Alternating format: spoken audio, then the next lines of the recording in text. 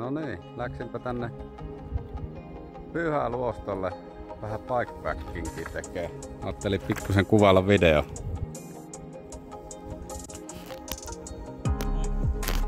Joo, tosiaan Pyhältä lähdin liikenteeseen ja siinä oli alkuun naapurinvaaran huipulle kiipeäminen, niin se oli sellaista latupohjaa, aika kivikkoinen ja sai siinä töitä tehdä, että Jäykkäperällä pääsi siitä mäen ylös. Nyt tää alamäki näyttäisi olevan vähän kivempaa tällaista. Enimmäkseen on ollut tähän asti single trackia. Katsotaan, jatketaan matkaa. No niin, vaarahuipulle päästiin alas ja tässä on tällaista porastettua asupohjaa.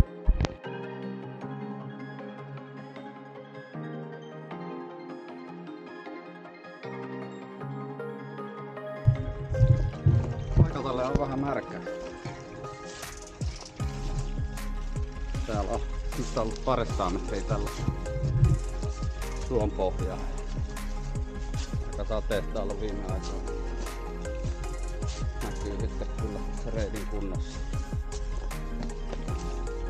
Tää ehkä kaipaisi sitä sorastamista.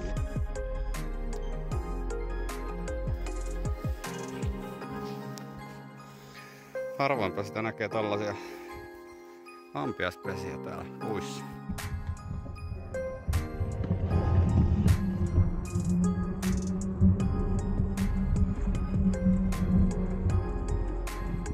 No niin. Nyt on sitten meneillään nousu Marivaaran huipulle.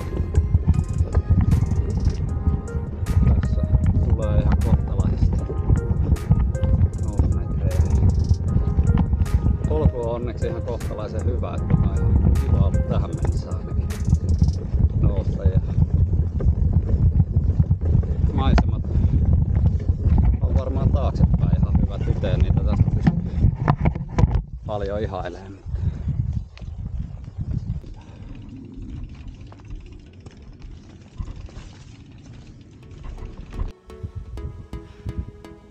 Siellä on noita pyhätuntureita ja tuon vasemman puolimman siellä on se eka kukkula, mistä tää video vähän niinku alkaa. No niin, nyt tulin tänne Marivaaran huipulle. Tai korkeimpaan kohtaan, missä tää reitti täällä huipulla menee. Tuonne vasemmalle nousee tää huippu vielä korkeammalle. Marivaaralta lähtee sitten tää lasku. Katsotaan minkälaista rytkytystä tää on pyörälaukkujen kanssa ja Jäykkäperällä.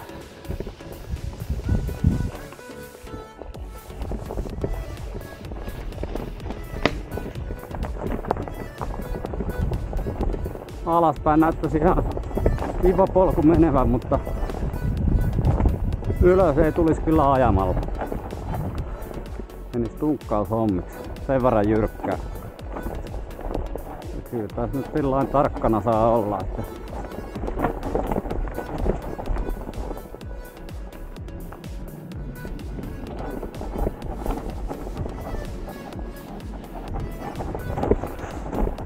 on tää aika jyrkkää polkua.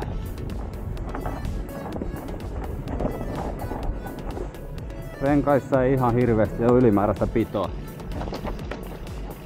Mutta tarkalla jarruttelulla niin selviää kyllä hengissä.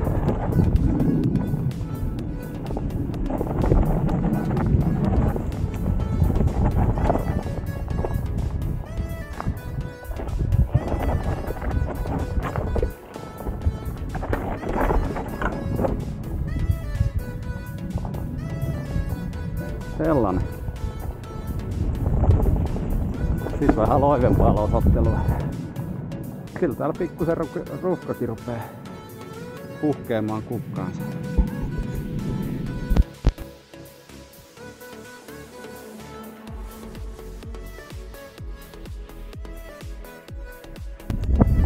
No niin.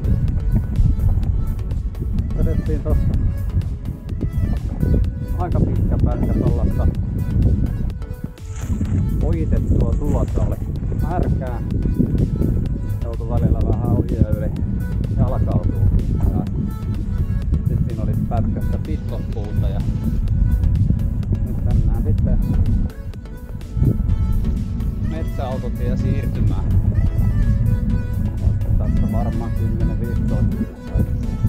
tietä pitkin seuraavaksi tänne luokkolle. No niin. Tosiaan ollaan nyt muutama kilometri vedetty tätä tiesiirtymää. Muuttui vähän tällaiseksi isommaksi hiekkatieksi. Täältä nyt sitten kitkutetaan menemään. Aletaan olemaan lähempänä luostoa. Ei nyt vielä luostolla, mutta tiesiirtymä saatiin hoidetuksi. Ja nyt ollaan tällaisella vähän niin kuin mönkkäriuralla. Oikeastaan aika lepponen mesta. Sinne lähdetään jatkaa. Siellä on joku kanalintu puussa. Jaha, se on sitten tauon paikka. Vähän eväsleipää.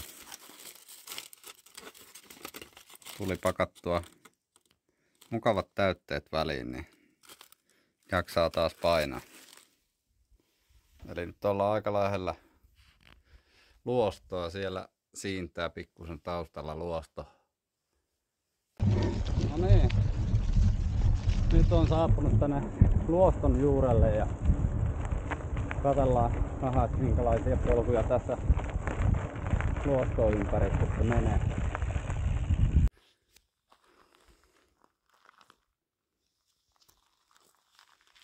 Se on sitten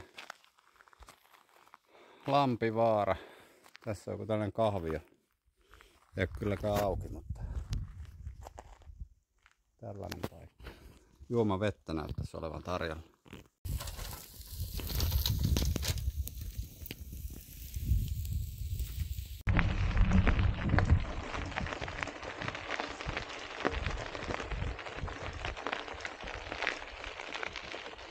Siinä on melkoisen iso poro.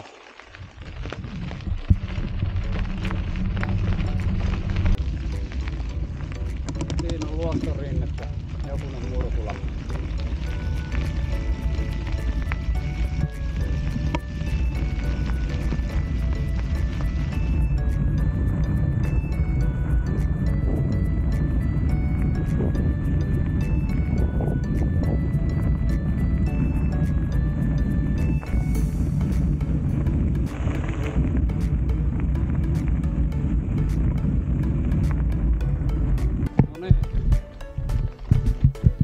Täällä luoston takana.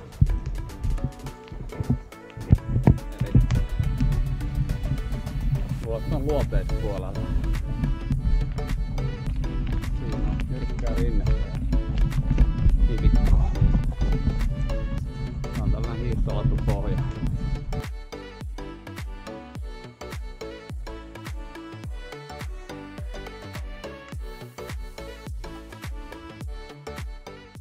No niin, pientä kartan lukutaukoa taas.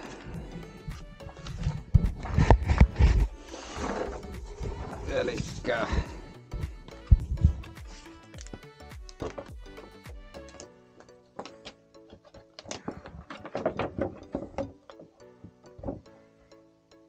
tuolta lähdettiin. Tosta ajettiin tollaista polkua. Tuolta kautta. Tosta pari kiepautusta ja tuolla kävi heittää tollasen lenkin ja nyt sitten on tossa ukkolaavulla. Nyt lähden tänne Rykimäkerolle päin. Tästä on tällainen lasku, niin ajattelin ottaa vähän videoa.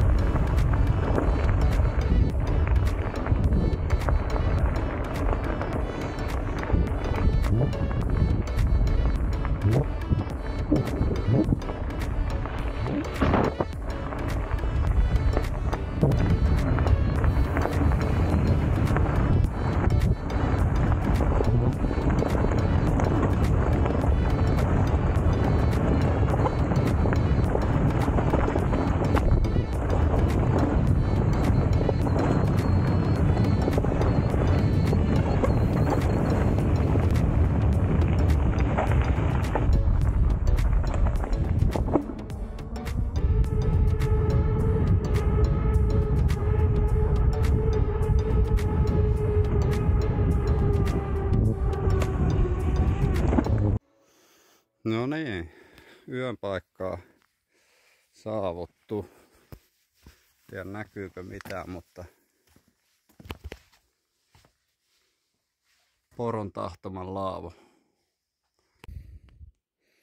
No niin, majoite on saatu kasattua.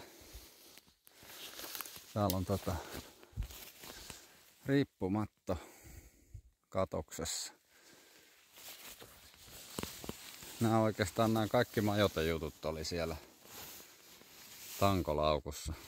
Siinä on riippumatto makuualusta ja makuupussi. Sitten jos laittaisi vähän iltapalaa ennen kuin menee nukkumaan. Tosiaan tuolla tankolaukussa oli noin majoitusvälineet ja tuolla runkolaukussa vähän ruokaa ja tuolla on sitten pikkusen lisävaatetusta, jos meinaa tässä illalla kokkaillessa tulla kylmä. Tähän oikeastaan katoksen alle mahtuukin hyvin kaikki varusteet ja pystyy kokkailla iltapalat ja aamupalat. Aamuksen luvattu sadetta, niin siinä mielessä hyvä, että sai tuon pyörän tuohon. Pysyy kaikki kamppeet kuivana siihen ja sitten lähtee liikenteeseen. No niin, siinä oli jotain tällaista thaipataa tulolla. Tonnikalaa sit vähän joukkoon, kun on riisit kypsynyt. No niin, iltapala kokkaatu ja vähän vaihdettu taukovaatetusta päälle, niin tarkenee tässä. Katsotaan miltä tonnikalalla maustettu thaipata maistuu.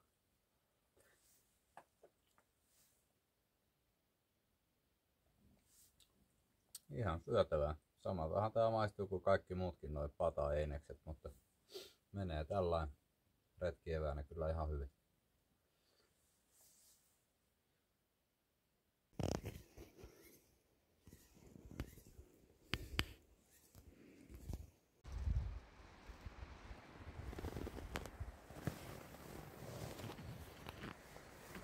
No niin, se on sitten uusi päivä.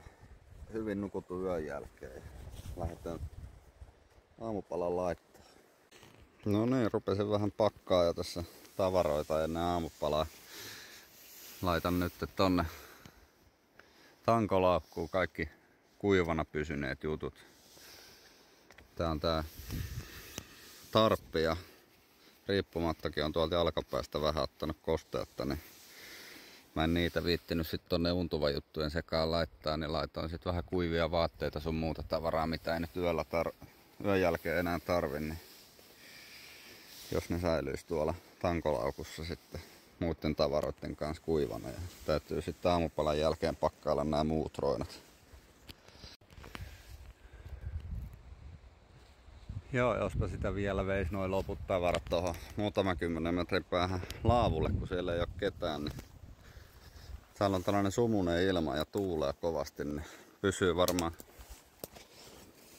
vehkeet kuivempana kuin on siellä.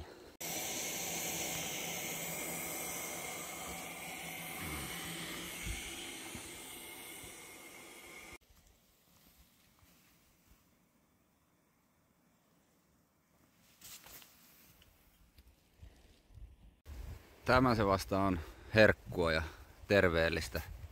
Variksen marjat. No niin, siinä on variksen marjoja ja mustikoita ja näin vuoksi muutama puolukkakin, vaikka niistä tykkään. Tarkoittaa sitä, että matka jatkuu.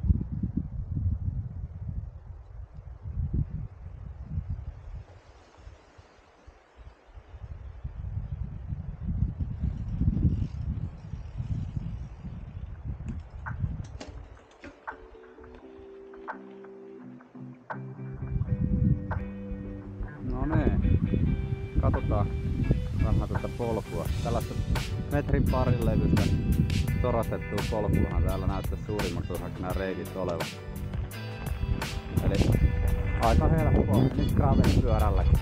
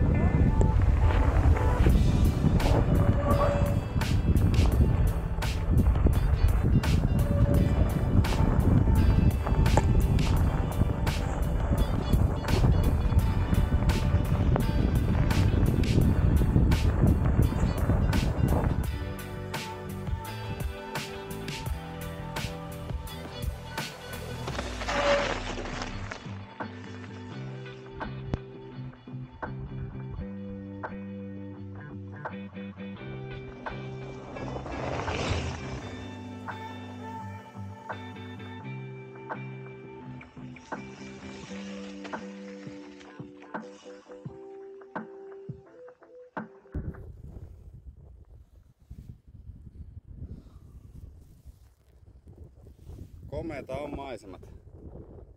Ei voi valittaa. Se olisi Karhunjuomalampi. Tossa on joku tällainen päivätupa.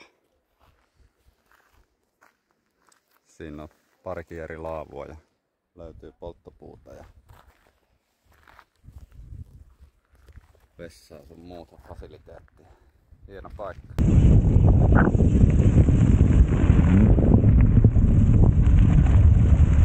Tämän päivän reitit on kyllä ollut huomattavasti mukavampaa settiä mitä eilen. Komeet on maiset.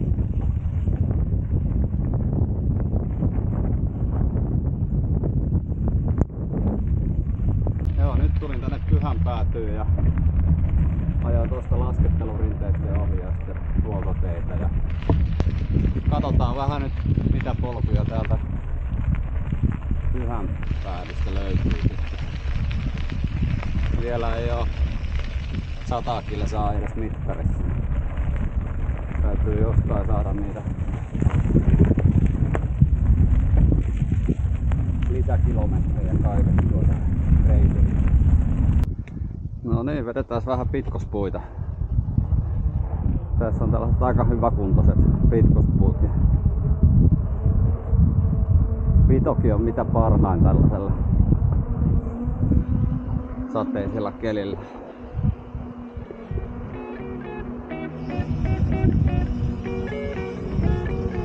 Ei tässä nyt varmaan pahasti kastuisi, jos tippuisi tonne.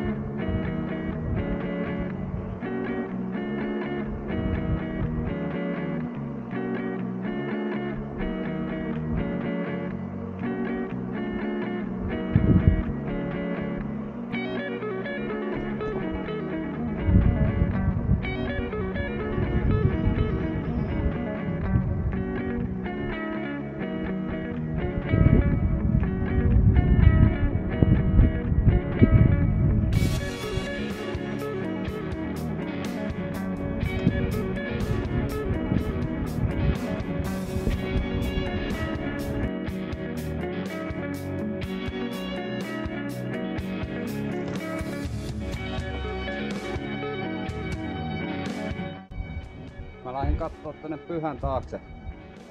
Löytyisikö täältä jotain hyvää polkua. Ja täytyy kyllä sanoa, että tästä ei enää paljon polku parane. Katsotaan päästäänkö kuivin jaloin läpi.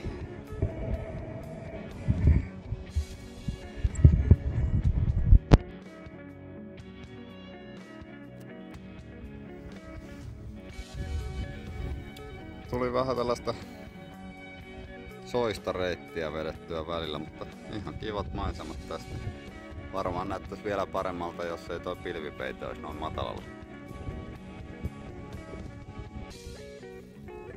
No niin, tulin tuolta Porolaavulta 3,3 kilsaa ja oli sellaista pääosin kangaspolkua, mutta aika paljon oli sellaisia pehmeitä suokohtia siellä. Ei kauhean hyvä polku kyllä ollut ja nyt sitten lounastauko tässä. Haarainselkä päiväkämppä.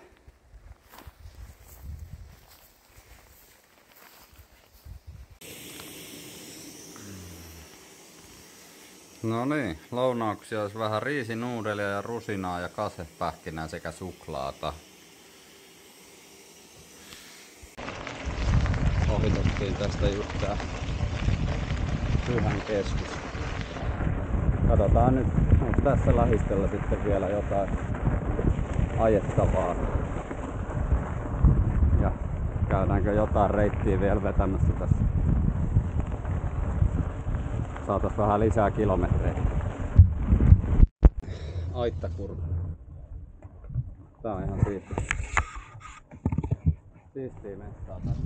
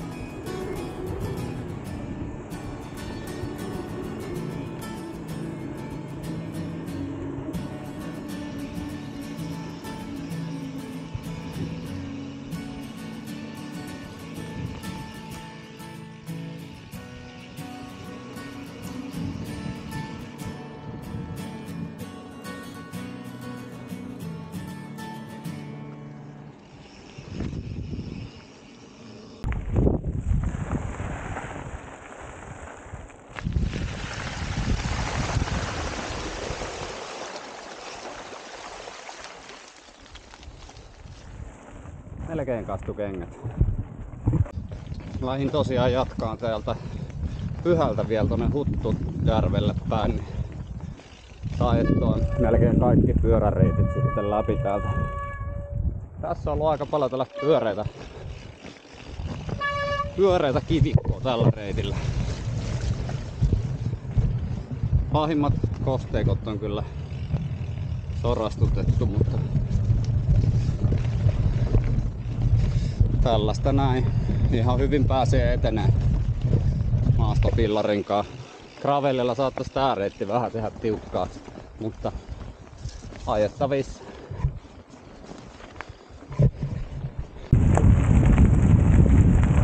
Sade sen kun yltyy, mutta endurance viikkota, niin pitää kuivata.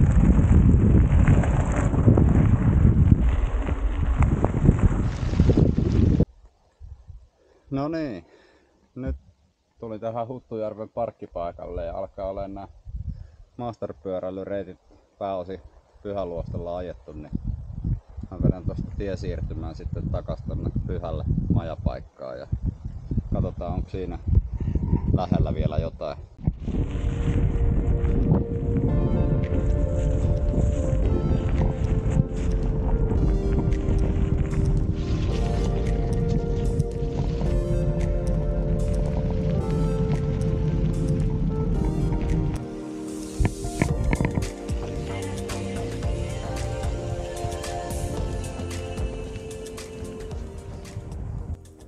No niin, bikepacking retki saatu päätökseen. 132 kilsaa tuli matkaa. 71 taisi olla eilen ja loput sitten tänään. Ihan jeppis, mitähän tästä nyt sanois. Jos pitäisi jotain arvostelua reiteistä antaa, niin sanotaanko, että puolet oli hyvää ja puolet huonoa. Aika paljon kynnettiin jossain suon pohjalla ja sitten oli myös sitä ihan hyvää sellaista bikepacking trailia, sorastettua, kivaa vauhdikasta polkua. Melko märkä keli oli tänään, eilen vähän parempi. Kyllä tää ihan kiva paikka on vähän maastopyöräillä, mutta eipä täällä nyt sitten loppupeleistä enempää tai noita polkuja olla. Että aika lailla tässä nyt oli kouluttu kaikkia vähän ylimääräistäkin, mitä kartassa oli. Ja osa noista oli sellaisia, että jättäisi ehkä toisella kerralla ajamatta ja osa on sellaisia, missä varmasti tulee tässä tulevina päivinä käytyä ajamassa vielä uudestaankin.